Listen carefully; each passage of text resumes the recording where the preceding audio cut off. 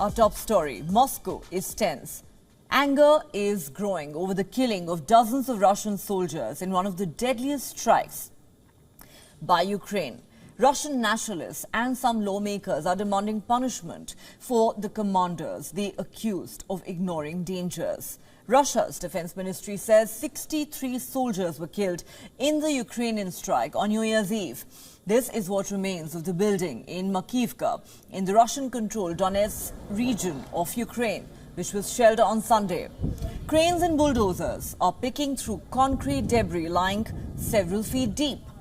The building was reportedly serving as a temporary barracks for mobilized Russian troops. The missile strike on the vocational college building is one of the bloodiest incidents of Russia's nearly year-long special military operation in Ukraine. The Kremlin says the strike was carried out by HIMARS rocket systems supplied to Ukraine by the United States. These systems have allowed Ukrainian forces to strike much deeper into Russian-held territory and have been credited for a series of battlefield reversals for Russia in recent months. The Kiev regime struck with 6 US-made HIMARS multiple rocket launchers at a temporary deployment point of one of the units of the Russian armed forces near the settlement of Makiivka in the Donetsk People's Republic. Russian air defense systems shot down 2 HIMARS missiles.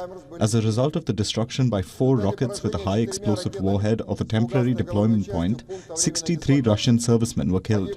All necessary assistance and support will be provided to the relatives and friends of the fallen servicemen.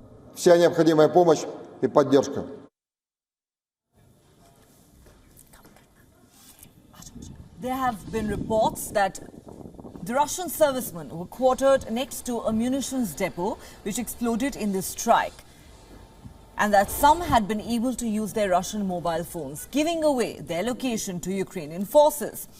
Ukraine has taken responsibility for the strike and says the toll could be much higher. Russian President Vladimir Putin is yet to react to the Makiivka strike. Russian pro-war military blogger known as Rybar, who has over 1 million subscribers on the Telegram messaging app, has said at least 100 people have been injured in that strike. While this loss of Russian soldiers was the biggest loss of life reported by the Russian Defense Ministry so far in a conflict that has dragged on since Russian President Vladimir Putin ordered his troops to invade Ukraine on the 24th of February last year. On your screens, look at the visuals that have come from the city of Samara, located in central Russia.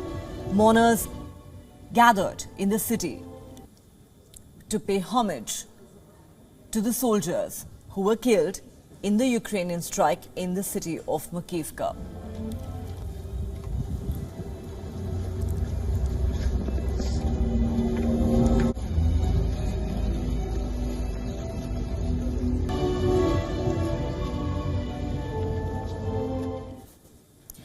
The attack on Russian soldiers comes after a series of drone attacks on the Ukrainian capital and the surrounding areas. Ukraine claims the Russian drone attack damaged energy facilities in Kiev, causing power outages in some regions.